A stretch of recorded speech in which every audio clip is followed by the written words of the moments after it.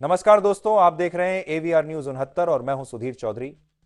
संसद में मचे घमासान से लेकर आपके जिले की गलियों तक आज हम बिना डरे, बिना झुके वो हर सच दिखाएंगे जिसे गोदी मीडिया आपसे छिपाने की कोशिश कर रहा है।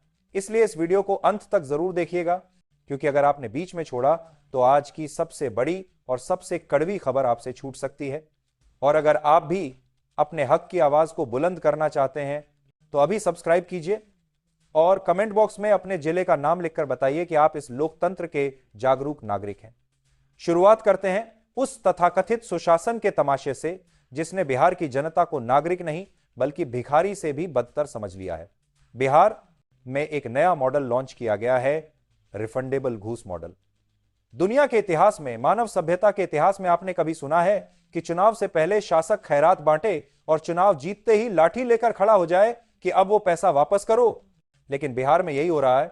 चुनाव से पहले चुपके से रातों रात गरीबों के खातों में एक और एक 100 डाले गए। कहा गया ये जीविका दीदी का पैसा है, महिलाओं का पैसा है, रोजगार का पैसा है।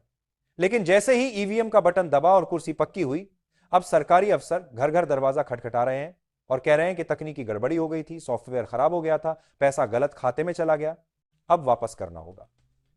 आगे बढ़ने से पहले एक छोटी सी बात, आप में से बहुत से लोग वीडियो तो देखते हैं लेकिन चैनल को सब्सक्राइब नहीं करते, जबकि उन्हें पता होता है कि मैं हमेशा आपके काम की चीज लेकर आता हूं। तो अगर आप भी ऐसी वीडियो से जुड़े रहना चाहते हैं तो अभी इस वीडियो को लाइक करके इस एवीआर न्यूज 69 चैनल को सब्सक्राइब कर लीजिए। सवाल यह है कि जब वोट मांगना था तब तकनीकी खराबी क्यों नहीं हुई? तब हर घर का पता सही था, हर खाता नंबर सही था। यह तकनीकी खराबी नहीं है, यह नीयत की खराबी है। यह लोकतंत्र का खुला फ्रॉड है। जिस गरीब आदमी के घर 2 वक्त का चूल्हा नहीं जलता, जिसे लगा कि सरकार माई बाप ने मदद भेजी है, उसने वो पैसा राशन, दवाई और बच्चों की फीस में खर्च कर दिया। अब उससे पूछा जा रहा है कि 100 कहां से लाओगे? क्या किडनी बेचोगे? क्या खून बेचोगे? पहले दाना डालो, कबूतर फंसाओ और जब जाल में आ जाए तो पेट चीरकर दाना भी वापस निकाल लो। और इसी सत्ता के नशे की एक और तस्वीर हमने मंच पर देखी, जब एक महिला डॉक्टर अपनी मेहनत से डॉक्टर बनकर नियुक्ति पत्र लेने आती है और मुख्यमंत्री नीतीश कुमार भरे मंच पर सैकड़ों कैमरों के सामने उसके चेहरे की ओर हाथ बढ़ाकर उसका हिजाब हटाने की कोशिश करते हैं और पूछते हैं ई का है? मुख्यमंत्री जी, वो उसकी निजता है, उसकी संस्कृति है, उसकी मर्यादा है। आप नियुक्ति पत्र देने आए थे या चरित्र प्रमाण पत्र बांटने?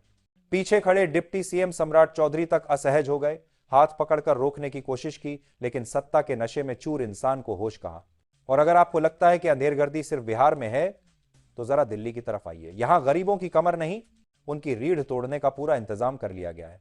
महात्मा गांधी का नाम हटाकर विकसित भारत के बोर्ड टांग दिए गए हैं। मनरेगा, जो डूबते हुए गरीब का आखिरी सहारा था, उसे अब मनमर्जी गांव बना दिया गया है।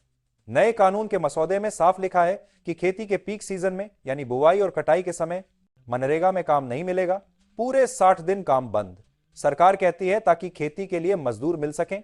इसका मतलब साफ है, मजदूर को इतना मजबूर कर दो, इतना भूखा कर दो कि वो सरकारी काम मांग ही ना सके और थक हार कर बड़े जमींदारों और कॉरपोरेट खेतों में सस्ती मजदूरी करने को मजबूर हो जाए। यह रोजगार गारंटी नहीं है, यह बंधुआ मजदूरी का डिजिटल लाइसेंस है। 21वीं सदी में गुलामी वापस लाने की साजिश है। ऊपर से सरकार कहती है कि पहले 90% पैसा देते थे, अब सिर्फ 60% देंगे, बाकी राज्य सरकार देखे। यानी योजना को धीरे धीरे मार दो। स्किल इंडिया का गुब्बारा तो पहले ही फूट चुका है, करोड़ों खर्च हुए, नतीजा शून्य। अब जरा विदेश नीति पर नजर डालते हैं।